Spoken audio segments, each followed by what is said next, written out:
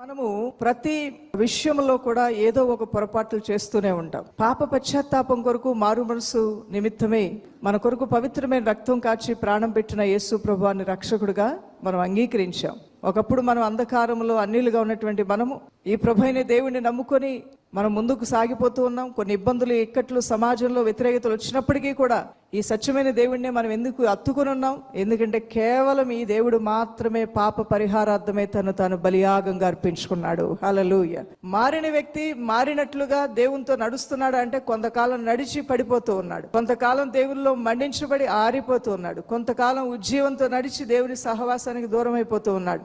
ప్రభువులో ఒకసారి నీ యొక్క ఆత్మీయ యాత్రను ప్రారంభించిన తర్వాత నీ మనస్సు మార్చబడి దేవునికి నీ జీవితాన్ని సమర్పించుకోవడం అనేదే గొప్ప భాగ్యం. ఈ భూమి మీద పుట్టిన ప్రతి మానవుడు కూడా ఈ సర్వశక్తిగల దేవుడిని ఎదుర్కోవాల్సిందే. ఆ మారు మనసు అనేది ఈ రక్షణ సువార్త ద్వారా అందించబడుతూ ఉంటుంది. మనసు మార్చబడటం దేవునికి చాలా ఇష్టం.